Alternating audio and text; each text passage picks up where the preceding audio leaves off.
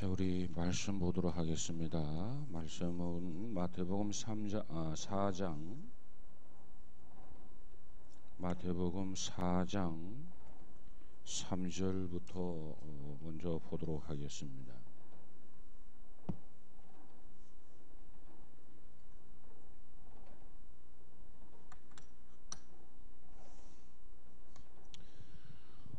오늘 말씀은 신약에서 한 군데와 구약에서 한 군데처럼 두 군데를 보도록 하겠습니다.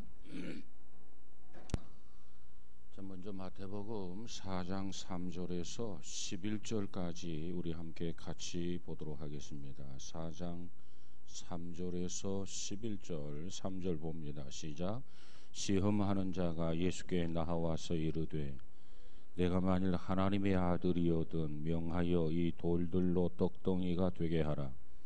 예수께서 대답하여 이르시되 기록되었으되 사람이 떡으로만 살 것이 아니요 하나님의 입으로부터 나오는 모든 말씀으로 살 것이라 하였느니라 하시니, 이에 마귀가 예수를 거룩한 성으로 데려다가 성전 꼭대기에 세우고 이르되 내가 만일 하나님의 아들이거든 뛰어내리라. 기록되었으되 그가 너를 위하여 그의 사자들을 명하시리니 그들이 손으로 너를 받들어 발이 돌에 부딪히지 않게 하리로다 하였느니라. 예수께서 이르시되 또 기록되었으되 주 너의 하나님을 시험하지 말라 하였느니라 하시니, 마귀가 또 그를 데리고 지극히 높은 산으로 가서 천하 만국과 그 영광을 보여 이르되 만일 내게 엎드려 경배하면 이 모든 것을 내게 주리라. 이에 예수께서 말씀하시되 사탄아 물러가라. 기록되었으되 주 너의 하나님께 경배하고 다만 그를 섬기라 하였느니라. 이에 마귀는 예수를 따르고 천사들이 나와서 수종드니라. 아멘. 자, 구약에 한 군데 더 보겠습니다. 시편 119편 9절 보도록 하겠습니다.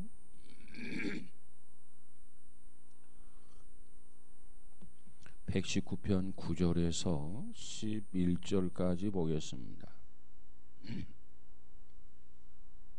891쪽. 자, 찾으셨으면 우리 함께 같이 봅니다. 9절 시작. 청년이 무엇으로 그의 행실을 깨끗하게 하리까? 주의 말씀만 지킬 따름이니이다. 내가 전심으로 주를 찾아 싸우니 주의 계명에서 떠나지 말게 하소서.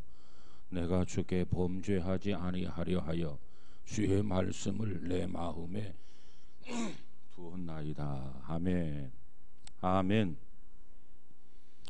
자, 우리가 계속해서 우리가 주님을 따라야 할 거룩한 습관들에 대해서 우리가 공부하고 있어요. 주님을 본받아야 할 거룩한 습관. 그래서 오늘은 이 말씀 암송에 대해서 한번 공부해 보고자 합니다.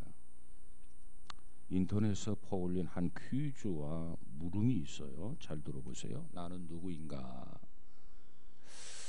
나는 언제나 당신 곁에 떠나지 않는 동반자입니다.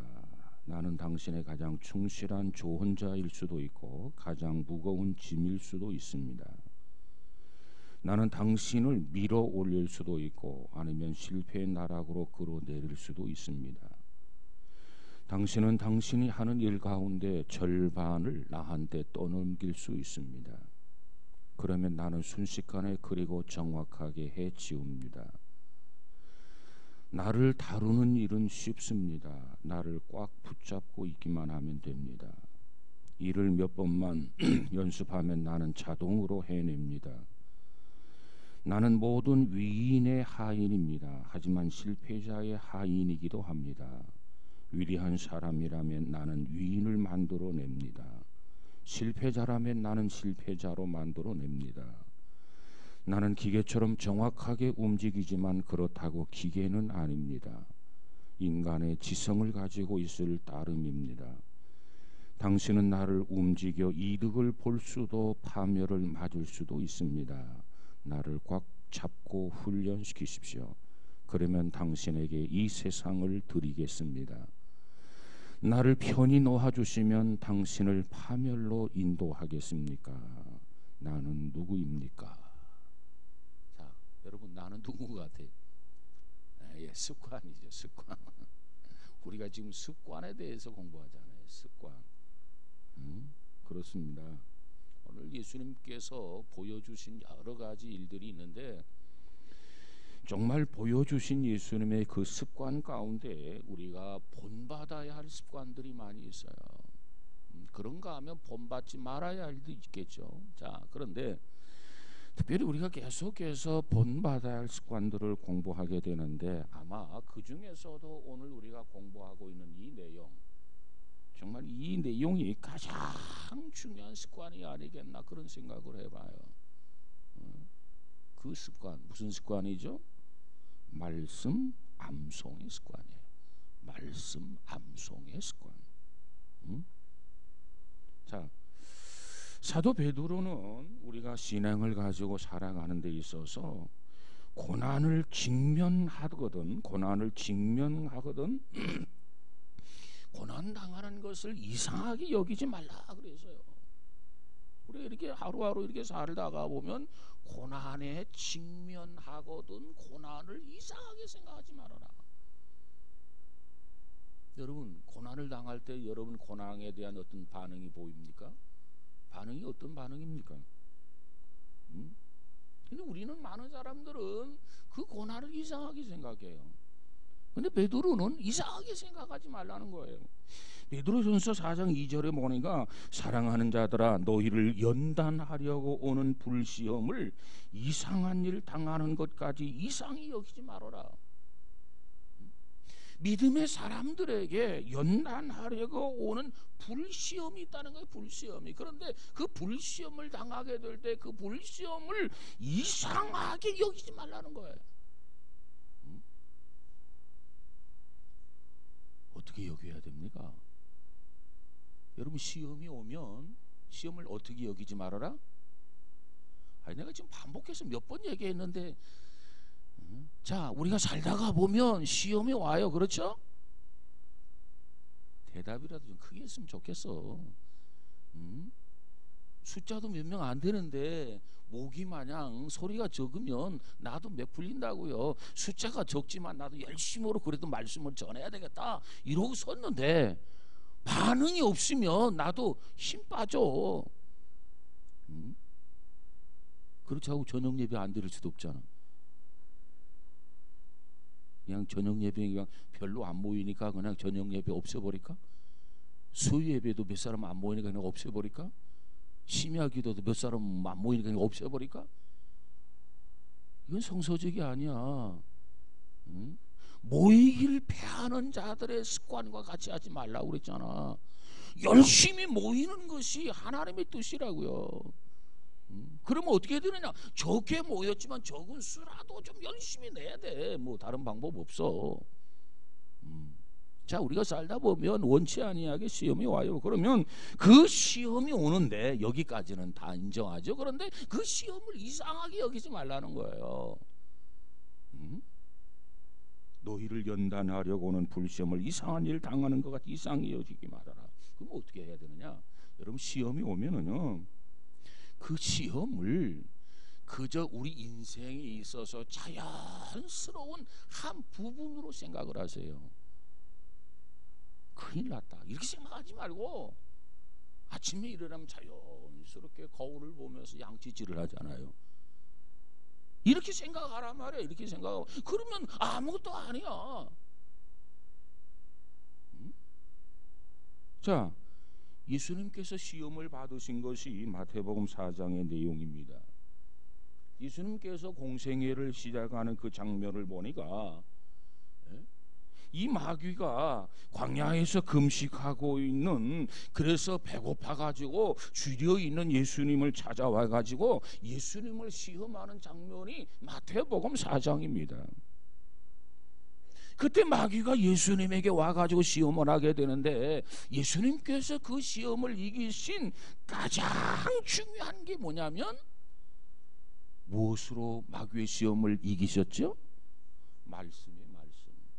그게 해답이 뭐냐면 말씀 암송입니다. 말씀 암송. 오늘 본문에 보면 3번이나 예수께서 기록되었으되 이렇게 말씀하고 있어요. 4절에도 그렇고 7절에도 그렇고 10절에도 이렇게 말씀을 합니다. 자, 예수님께서 하나님의 말씀을 암송하고 그 하나님의 말씀을 가지고 이 시험을 이기시는데, 자, 여기에서 아주 흥미로운 게 하나가 있어요. 그게 뭐냐면 마귀도 하나님의 말씀을 암송해서 인용을 했다는 거예요. 예수님만이 아니고 마귀도. 자, 4장 6절을 한번 가서 볼까요? 마태복음 4장 6절, 오늘 읽었던 내용 중에 한 부분을 확인해 보도록 하겠습니다. 4장 6절 시작.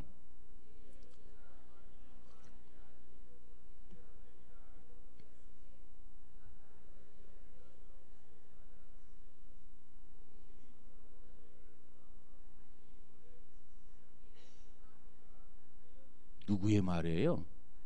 마귀가 아니에요. 마귀가 어떻게 이렇게 잘할까? 마귀도 하나님의 말씀을 암송하고 있다니까. 예수님뿐만 아니라 마귀도 이처럼 하나님의 말씀을 암송을 해서 예수님을 시험하는데 인용을 했어요.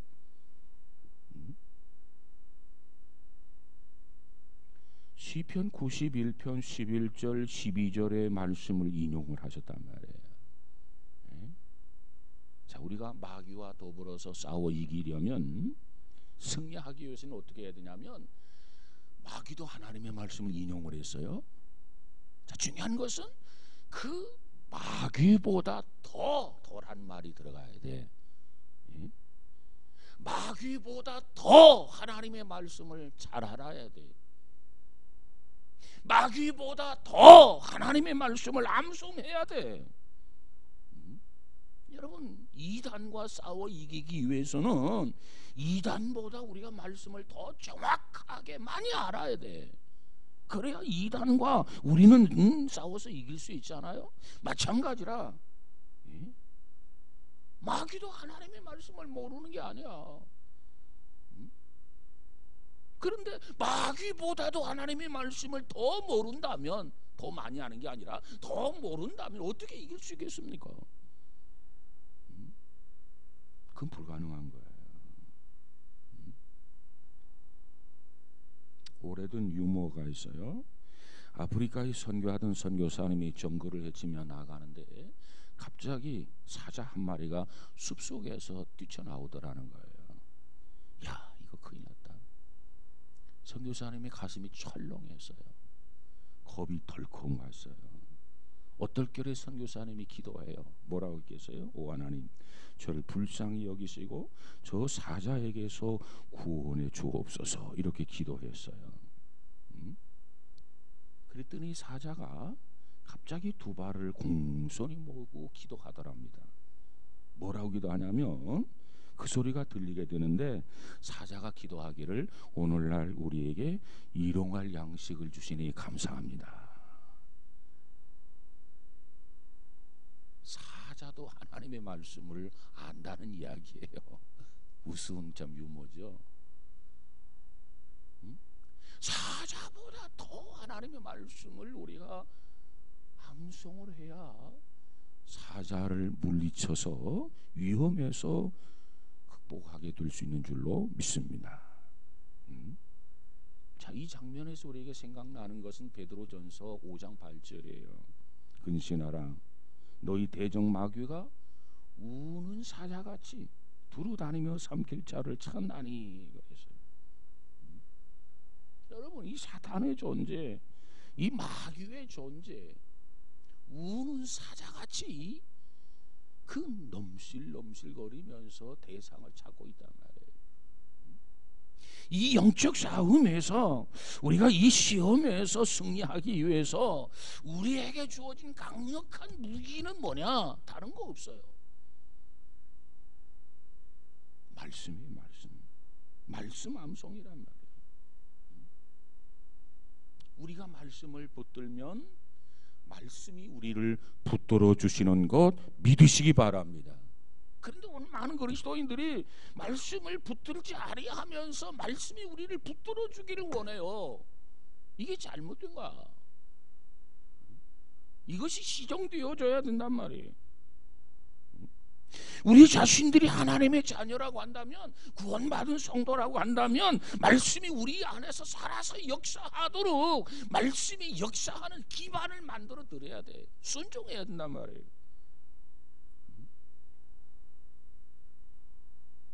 그렇지 아니하면 우리는 언제든지 사탄의 모기로 전락할 수밖에 없어요. 그래서 주님께서 일찍이 베드로에게 뭐라고 말합니까?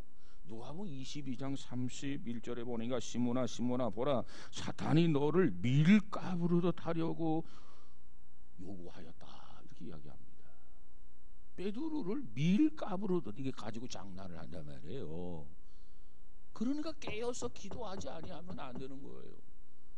그렇기 때문에 우리가 말씀에 잡히지 아니하면 안 돼. 말씀에 잡히려면 우리가 말씀을 붙잡아야 돼. 우리가 말씀을 붙잡으면 말씀이 우리에게 붙잡는 것이고 우리가 말씀에 붙잡힌 바 되는 거 아니겠습니까?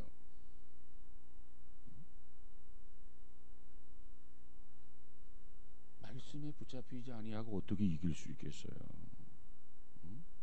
어떻게 승리할 수 있겠습니까? 그건 불가능해요. 자, 우리 신앙이들이 종종 보면 아무개 집사님, 목사님 아무개 집사 시험 들었어요. 아무개 목사님 시험 들었어요. 우리 신앙생활 하다 보면 시험이라고 하는 말을 자주 쓰게 되는데, 시험에 빠졌을 때, 누가 시험에 빠졌단 말이에요. 그러면은 그와 같은 상황에서 보면은 반드시 공통점이 있어요. 어떨 때 시험에 빠지느냐? 기도를 등한히 할 때 시험에 빠져요. 뭐 틀림없어요. 여러분 주변에 이렇게 사람들 둘러보세요. 그 다음 또 하나 공통점이 있어요. 그게 뭐냐면 말씀에서 멀어져 있을 때 시험에 빠져요. 이 두 가지입니다. 오늘 신앙인들이 시험에 빠지는 경우 보면 기도를 등한히 하고 말씀에서 멀어졌을 때 이 둘 중에 하나예요. 그러니까 내가 시험에 빠졌다 그러면 누구를 탓할 게 아니야. 내가 기도를 등한히 하고 있는 거 아닌가? 내가 말씀을 멀리하고 있는 거 아닌가? 기도를 등한히 해서 이 시험이 왔다 그러면 이제부터라도 내일 아침부터 깨어서 새벽에도 나와서 기도해야 될 것이고, 말씀에서 멀어졌구나, 그래서 내가 시험이 들었구나, 그렇다면 밤잠을 자지 못하고 말씀을 읽어야 돼. 그것이 시험을 극복하는 비결이란 말이에요. 여러분, 우리가 말씀에서 붙잡혀야 시험에서 승리할 수 있다니까. 다른 방법 없어요.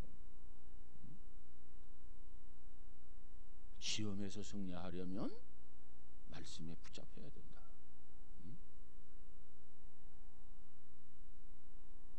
요즘은 뭐 바느질 하는 그 능숙한 주부를 보기가 어렵죠. 옛날에는 어른들이 바느질을 굉장히 잘했어요. 그렇죠? 예.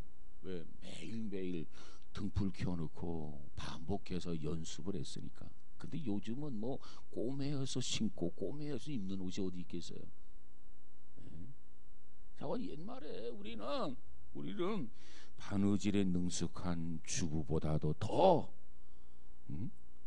자기의 장부에 통달한 상인보다도 더 자기 배에 익숙한 선원보다도 더 하나님의 말씀에 능통해야 된다. 그래야 바르게 신앙생활을 할 수 있어요. 시험을 이길 수가 있어요.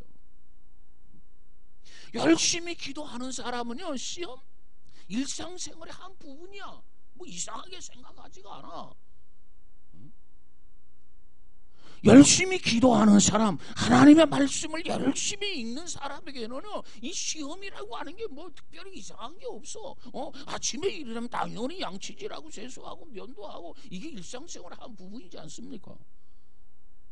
그 이상도 그 이하도 아니야.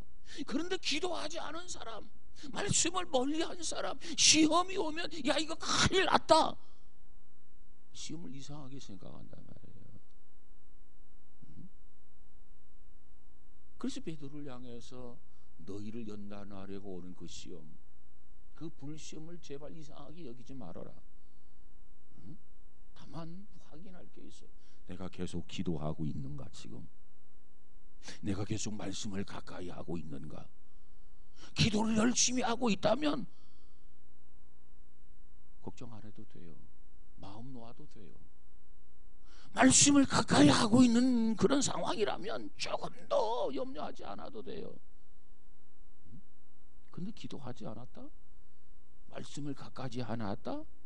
발등에 불이라. 이제부터라도 기도해야 되고 이제부터라도 말씀을 가까이 해야 돼. 그러면 시험 이길 수 있어요. 저와 여러분에게 이와 같은 은혜가 있어지기를 주님의 이름으로 축복합니다. 예수님께서 공생애를 시작할 때 예수님에게도 시험이 왔어요. 우리 인생의 한 부분이라니까. 이상하게 생각하지 마세요. 자, 왜 성경 암송이 필요하느냐? 암송의 습관이 왜 필요하느냐? 그 첫 번째 이유는 시험을 극복하기 위해서다, 이렇게 말씀을 드렸어요.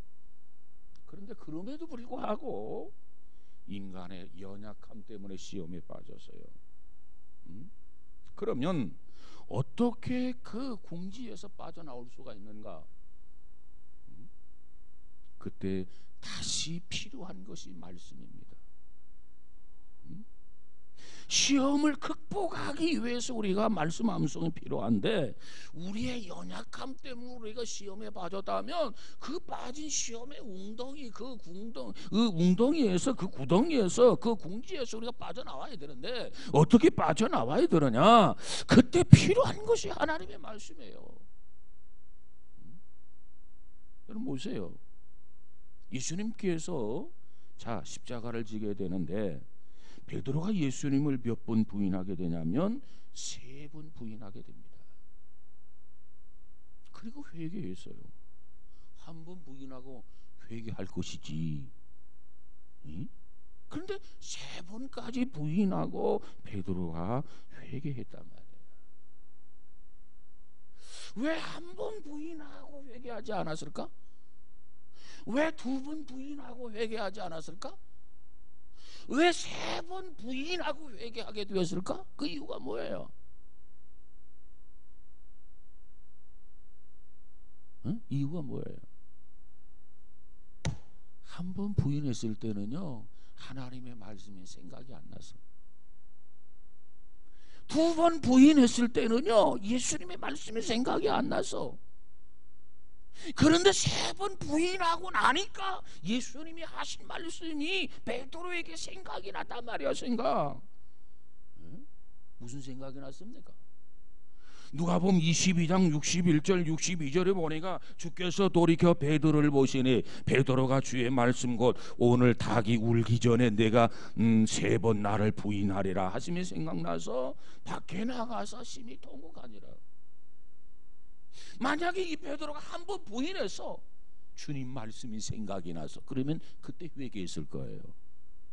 근데 생각이 안 나서 부인했는데도 아무렇지도 않아서 그러니까 회개를 못한 거죠. 2번 부인해서 그런데도 아무렇지도 않아. 여러분, 뭔가 여러분이 잘못을 저질러 놓고 아무렇지도 않으면 그 사람이 회개가 됩니까? 주의 말씀이 생각이 나서 내가 왜 이 어리석은 짓을 했지 하면서 가슴을 치는 동요하는 마음, 후회하는 마음, 안타까워하는 마음, 이와 같은 절실한 마음이 있어야 그 다음 회개가 이루어지는 거예요.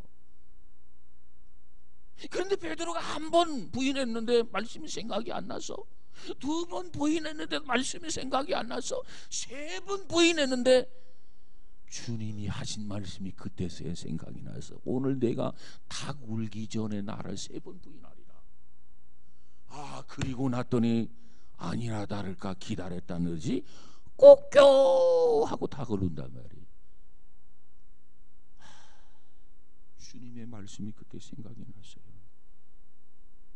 그 자리에 있을 수가 없어요. 괴로워서 밖으로 나가가지고 성경에 뭐라고 표현했습니까?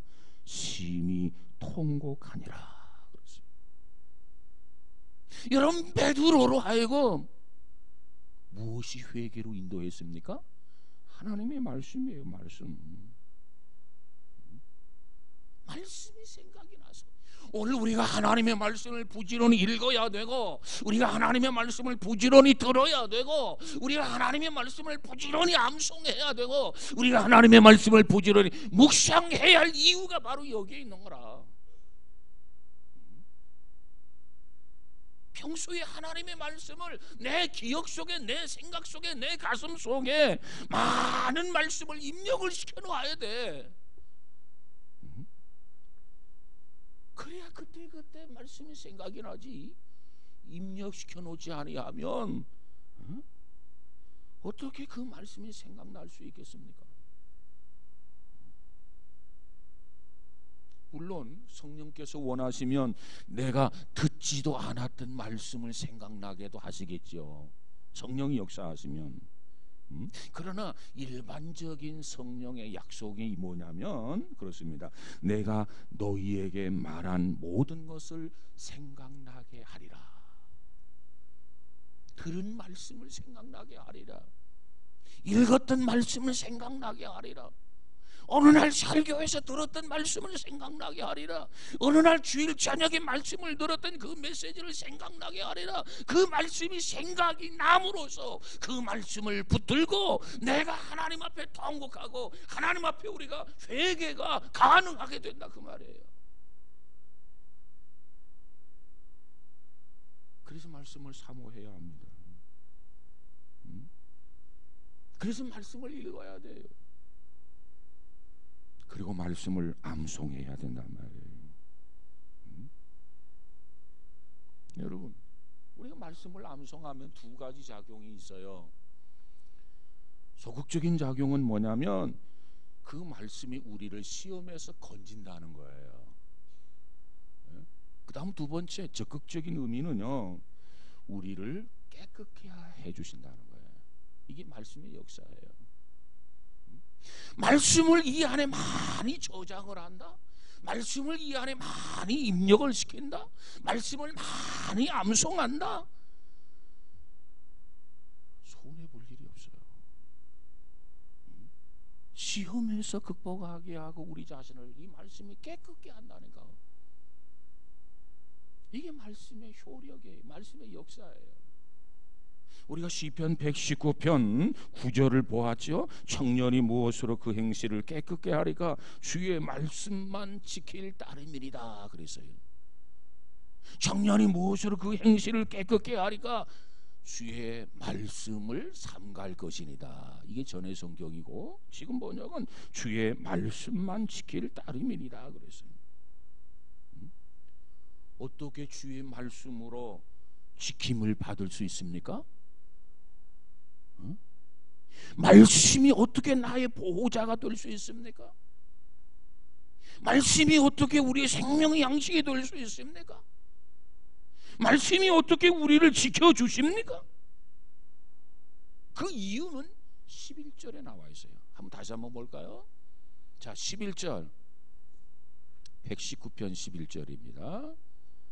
자, 9절부터 11절까지 우리가 보았는데 11절에 보니까 우리가 어떻게 말씀에 의하여 지킴을 받고 보호받고 인도받고 그렇게 할 수가 있느냐. 11절에 그 대답이 있죠. 시작.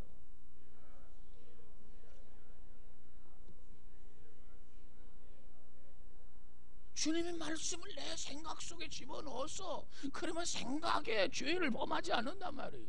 주의 말씀을 내 마음에 두어서 마음에 죄를 범하지 않는단 말이에요. 하나님이 우리 생각을 지키고 우리 마음을 지키고 우리 언행을 지키고 우리의 모든 생활을 지켜주신단 말이에요.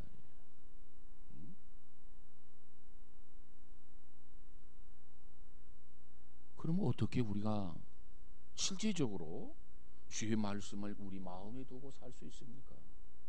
다른 방법 없어. 실제적인 방법은 말씀을 우리가 암송하는 거예요. 암송하는 거. 그것을 말씀을 암송해 놓으면 그때마다 말씀이 생각이 납니다. 말씀의 지배를 받고 말씀의 통제를 받고 말씀의 인도를 받는단 말이에요. 예? 예수님께서 세상을 떠나기 전에 제자들을 위해서 마지막 하신 기도가 있어요. 3년 반 동안 열심히 가르치고 열심히 훈련시키신 그 예수님께서 제자들을 위해서 마지막 한 기도가 있었는데, 여러분, 그분의 가장 중요한 기도문이 뭡니까? 이 제자들이 세상에 빠지지 않고 거룩한 삶을 살게 해 주옵소서. 이것이 주께서 제자들을 위해서 마지막 하신 기도예요. 요한복음 17장 15절에 가서 보니까 내가 비옵는 것은 그들을 세상에 데려가기 위함이 아니요 다만 악에 빠지지 않게 보존하시기를 위함이니라 그랬어요. 예수님이 열심히 3년 반 동안 가르치고 훈련시켜 놓으셨는데, 주님이 떠나고 난 다음에 제자들이 전부 다 악에 빠져가지고 허우적거리고 있으면 무슨 의미가 있겠냔 말이에요. 세상이 아무리 약해도 아무리 타락해도 아무리 배도자가 있어도 제자들만은 말씀에 잡혀서 거룩한 삶을 살아갈 때 그들을 통해서 끊임없이 영향력을 끼치고 사회를 변화시키고 하나님 나라를 확장시킬 수 있지 않겠느냐 말이에요. 그래서 예수님께서 제자들을 위해서 마지막 기도할 때 하나님 악에 빠지지 않고 보존하시기를 원합니다. 거룩한 삶을 살기를 원합니다. 그런 기도를 했단 말이에요. 그런데 그것이 어떻게 가능할 수 있었습니까? 요한복음 17장 17절에 가서 보니까 이렇게 주님이 기도해요. 그들을 진리로 거룩하게 하옵소서. 하나님의 말씀은 진리니이다. 저들이 악에 빠지지 않으려고 거룩한 삶을 살아야 되는데 어떻게 거룩한 삶을 살아야 되는가? 진리로 거룩하게 하옵소서. 하나님의 말씀, 아버지 말씀은 진리이다. 저들이 말씀에 잡혀서 아버지의 말씀에 잡혀서 거룩한 삶을 살아가게 하옵소서. 그래야만이 저들이 악에 빠지지 않고 보존될 수 있다 이거예요.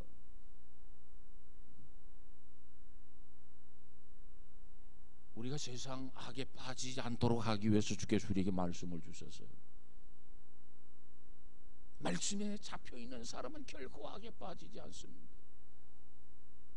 말씀에 잡혀서 하는 사람은 결코 시험에 빠져서 어우적거리지 않아요.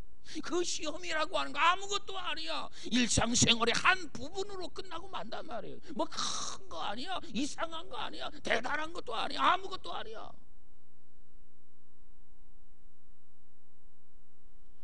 그렇게까지 되려면 어찌해야 되는가? 우리에게 주신 말씀을 잘 사용해야 돼요.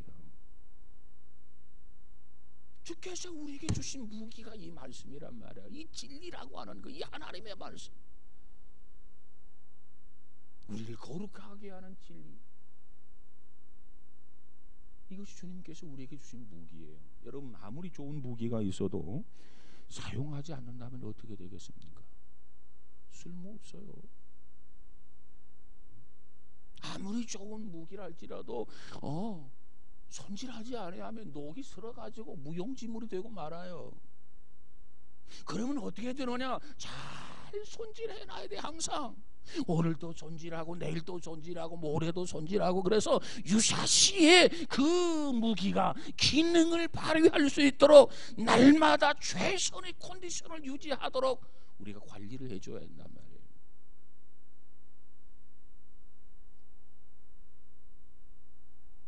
그래서 우리가 늘 하나님의 말씀을 읽고 또 묵상하고 읽고 또 묵상하고 읽고 묵상하고 진리로 무장하고 계속 그렇게 하는 거예요.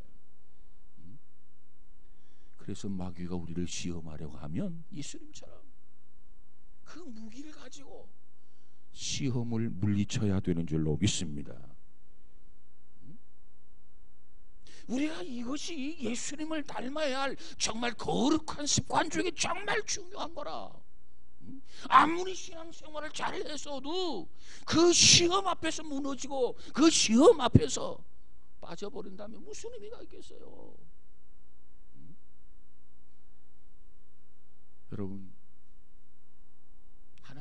말씀을 여기에 많이 저장하시기 바랍니다. 하나님의 말씀을 여기에 많이 저장하시기 바랍니다. 언제든지 필요에 따라 끄집어 쓸 수 있도록 하나님의 말씀을 암송하고 하나님의 말씀을 묵상하시기 바랍니다.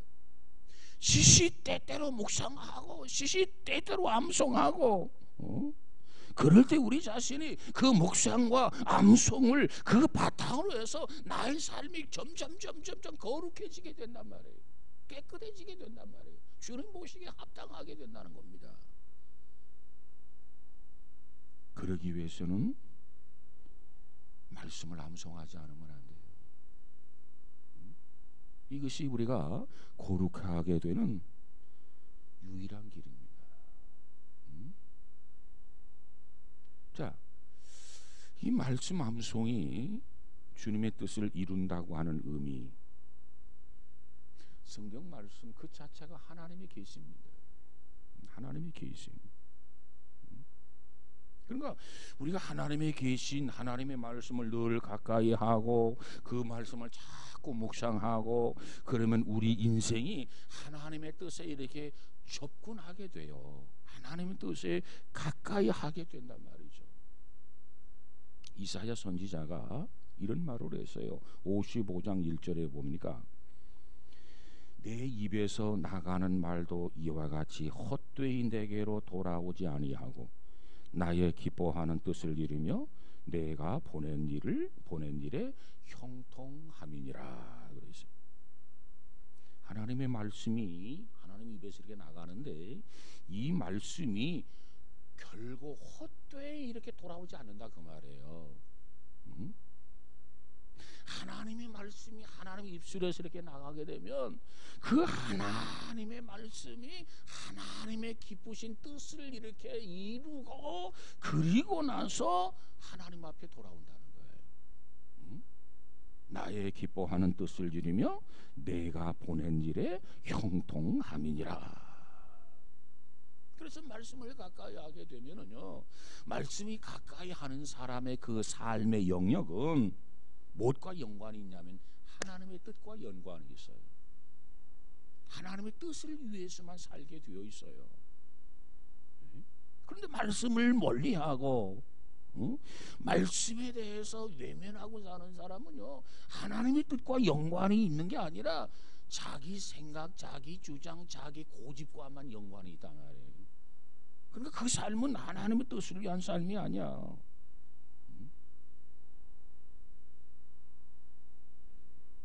우리는 하나님의 말씀을 암송하고 묵상해서 여러분이 생각하는 거, 행동하는 거, 모든 삶의 영역이 하나님의 뜻 아래 있어지기를 주의 이름으로 축복합니다.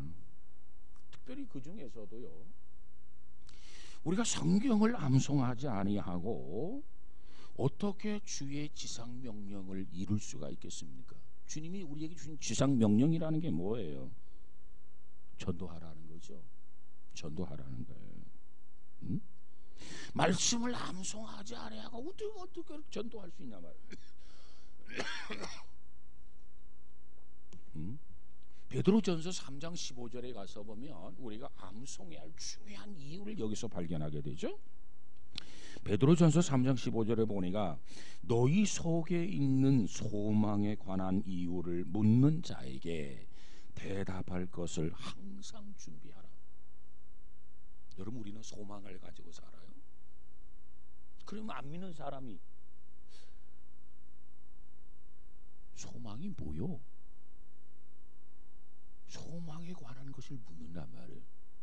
그럼 그것을 자세하게 알아듣도록 설명해 줄 수 있도록 내가 무장하고 있어야 된다는 거예요. 그럴 때 소망에 대해서 물으면 아차, 전도할 수 있는 절호의 기회가 왔구나. 그리고 설명해 주는 거예요. 그래 전도가 이루어지지. 소망이 뭐요? 글쎄 나도 몰라. 교회 다닌다며? 그냥 다니니까 그냥 다니는 거지. 이래가지고 전도가 되겠어요? 아니 하나님이 뭐 우리를 사랑한다며? 그게 무슨 소리야? 이야기 좀 한번 해봐.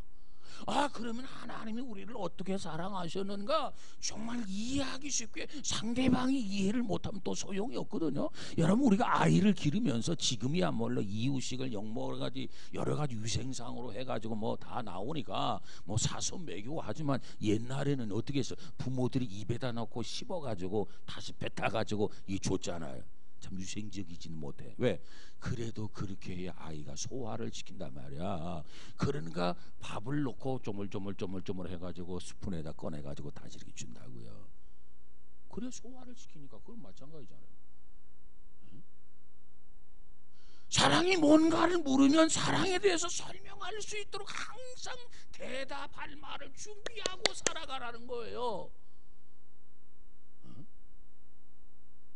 아니, 우리에게 뭐 죽으면 사후의 세계가 있다고? 천국이 있다고? 도대체 그 천국이라는 게 뭐야? 어떻게 하면 천국에 갈 수 있어? 그러면 야, 좋은 전도할 수 있는 좋은 기회가 왔구나 하면서 늘 준비하고 무장하고 있다가 자세하게 상대가 이해할 수 있도록 설명해주고 전도의 기회로 삼아야 땅끝까지 이르러 복음이 증거가 되고 모든 사람을, 모든 족속을 제자로 삼아 아버지와 아들과 성령의 이름으로 세례를 주고 하나님의 자녀가 되게 할 수 있지 않냐. 응? 사람이 죽으면 천국이 있는 거야? 천국이 있지? 천국이 뭐야? 나도 잘 몰라. 우리 마누라가 자꾸 안 가면 뭐 주일날 그냥 바가지 박박 긁고 말이지. 라면도 얻어먹기 힘들어. 그러니까 교회 갔다 와야 짬뽕이라도 시켜줘. 그래서 교회 따라가는 거지 뭐. 가정의 평화를 위해서. 그래가지고 전도가 되겠어요? 응? 그래서 항상 준비하라는 거예요. 너희 속에 있는 소망에 관한 이유를 묻는 자에게 대답할 것을 항상 준비하라. 유비무한 항상 준비하라. 네? 이래야 전도가 되죠.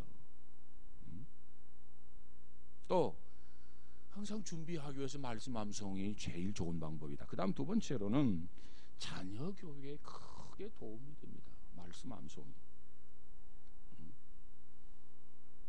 이 자녀와 이 부모 이 대화를 하면서 신앙적 대화를 하게 되는 그 모습 얼마나 아름답습니까? 할아버지 아빠 하나님이 계셔? 하나님이 우리는 만드셨어? 우리가 죽으면 하나님 나라 가는 거야? 그럼 하나님 나라 가는 거지. 여러분, 대화 중에 이처럼 아름다운 대화가 세상에 또 어디 있겠습니까? 아이들에게 하나님의 말씀을 암송을 시키는 거, 이것이 자녀 교육의 최고의 교육이라는 거예요. 자기 자녀에게 3년 동안에 무려 309절을 암송시킨 어머니가 있어요. 그 어머니가 쓴 책의 제목이 있는데 그 책 제목이 뭐냐면 성경을 먹이는 엄마, 이유식을 먹이는 엄마, 과일을 먹이는 엄마, 골고루 음식을 먹이는 엄마가 아니라 이 책의 타이틀 제목이 성경을 먹이는 엄마예요. 엄마. 이 엄마는 어떻게 해서 자녀에게 성경을 먹이는 엄마라고 하는 책을 쓰고 이 자녀에게 3년 동안 자녀에게 309절을 암송하게 만들었는가? 이 엄마는요, 유대인들의 교육 방법을 보았다는 거예요. 유대인들의 이 부모가 있어서 자녀에게 최고 중요한 것은 무엇을 최고로 중요하게 했냐면 자녀들에게 성경 말씀을 사랑하고 암송하게 하는 것, 이것이 유대인 부모들이 자녀 교육에 있어서 최고로 여긴다는 거예요. 그걸 발견했다는 거예요. 그래서 이 엄마가 자기 자녀에게 3년 동안 아녀들에게 309절을 암송시켰다고 하는데, 여러분, 성경에서 309절을 암송시켰다고 한다면요, 어떤 면에서는 거의 다 암송시킨 거예요.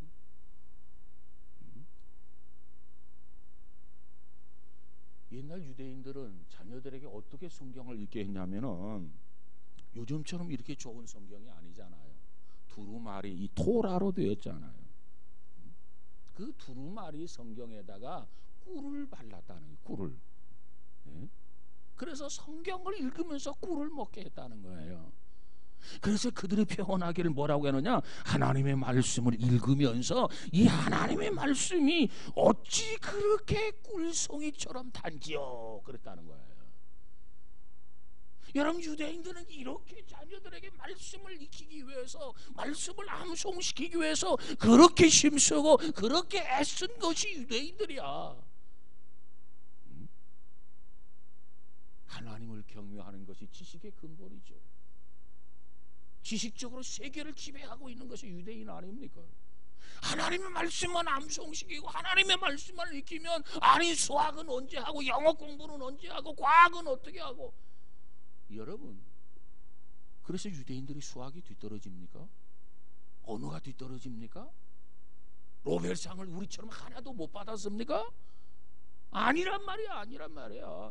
여호와를 경외하고 여호와를 경외하는 것이 지식, 지혜의 근본이라는 거라. 이처럼 하나님의 말씀을 읽게 해서, 이처럼 하나님의 말씀을 암송하게 해서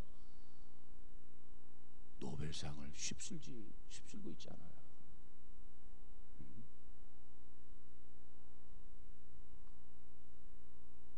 성경을 먹이는 엄마, 그 저자는 자기 아들 이름이 진석인데, 진석이에게 말씀을 암송하면서 부모인 자기 자신의 신앙의 어떤 그 경험, 체험의 축복을 이렇게 간증을 하고 있어요. 뭐라고 했냐면, 하나님의 말씀을 암송하는 것은 하나님을 내 안에 모시는 것이다. 그분의 말씀을 내 안에 모셔놓고 시마다 때마다 말씀대로 따르는 것이다. 그분과 함께 할 수 없는 모든 더러운 욕심, 정욕, 시기와 분노와 좌절과 사랑 없음을 그분과 함께 걷어내는 것이다. 또한 성경 말씀은 아마 내 안에 있는 기도 응답이다. 허탄한 것에 유혹당하지 않는 온전한 믿음이며 날마다 새롭게 거듭나는 것이다. 죽을 수밖에 없는 죄인인 자신을 두려움 없이 응시하는 것이며, 또 평안과 쉼을 얻기 위해 하나님께 기대는 것이다. 이것이 성경을 암송하는 이유이다. 진석이에게 이렇게 말씀하면서 암송을 시키는 거예요. 그래서 나는 성경을 먹이는 엄마라는 거예요. 근데 오늘 우리는 어때요? 여러분, 성경을 먹이는 엄마 중에 있습니까? 여러분, 성경 암송은 예수님이 가지고 계신 거룩한 습관이었습니다. 그렇기 때문에 공생애를 시작하면서 말씀 암송으로 시작을 했고, 주께서 생애를 마침에 있어서 십자가상에서 말씀을 암송하면서 예수님의 생애를 마감하셨어요. 시작과 끝이 말씀 암송으로 시작하고 끝을 마무리했단 말이에요. 우리가 잘 아는 마태복음 27장 46절에 엘리 엘리 나마 사막다니 나의 하나님 어찌하여 나를 버리셨나이까. 이 말씀은 구약성경 시편 22편 1절의 말씀이에요. 그 말씀을 예수님께서 이렇게 암송하신 거예요. 누가복음 23장 46절 아버지 내 영혼을 아버지 손에 부탁합니다. 이 고백은 실상 시편 31편 5절 말씀이에요. 여러분, 예수님은 십자가에 못이 박혀서 그 신음을 하면서 그 고통 중에서도 예수님께서 말씀을 암송하셨던 그 말씀을 묵상하시면서 하나님의 뜻을 이루었다는 겁니다. 이것이 주께서 우리에게 보여주시는 모습이에요. 힘들고 고통스러웠지만 그 순간에도 주님은 말씀을 기억하셨어요. 말씀을 묵상하셨어요. 그러면서 십자가의 그 고통을 이겨내셨어요. 그리고 마지막 다 이루었다 선언하셨습니다. 여러분, 우리 모두도 예수님의 이 거룩한 습관, 말씀을 암송하는 이 습관, 저와 여러분에게도 꼭 있어지기를 주의 이름으로 축복합니다. 그래서 정말 힘들 때 말씀이 생각이 나야 돼요. 정말 고통스러울 때 말씀이 생각이 나야 돼요. 정말 시험에 들었을 때 말씀이 생각이 나야 돼요. 그러면 고통을 이길 수 있어요. 힘든 거 극복할 수가 있어요. 시험을 이겨낼 수가 있단 말이에요. 근데 고통을 당했는데 앞이 캄캄해. 아무것도 생각이 안 나. 시험에 이길 수 있을까요? 고통을 이겨낼 수 있을까요? 모르긴 몰라도 보기 좋게 폐잔병이 되고 말 것입니다. 이제부터라도 주님의 거룩한 습관, 말씀 암송하는 그 습관을 좀 닮아갈 수 있는, 그 거룩한 습관에 도전해 볼 수 있는 우리 모두가 되어지기를 주의 이름으로 축복합니다. 그래서 더 늦기 전에 따라서 해볼까요? 한 살이라도 더 먹기 전에, 기억력이 더 사라지기 전에 거룩한 습관을 자신의 습관으로 바꾸자. 여러분, 눈을 감으면 말씀이 생각이 나고, 길을 걸어가면 말씀이 생각이 나고, 자동차의 운전대를 잡으면 말씀이 생각이 나고, 가다가 십자가만 봐도 말씀이 생각이 나고, 그렇게 신앙생활 해야 되지 않겠습니까? 그러기 위해서는 우리가 말씀에 사로잡혀야 돼요. 내가 말씀을 붙잡지 않고 말씀이 나를 사로잡아 주지 않아요. 정말 말씀을 붙들고 주님처럼 승리하는, 그래서 하나님의 뜻을 이루는 우리 모두가 다 되어지기를 주의 이름으로 축복합니다. 기도합시다. 거룩하신 주님, 감사합니다. 오늘 또 특별히 이 시간 하나님 앞에 예배드리며 귀한 말씀을 듣게 하시니 감사합니다.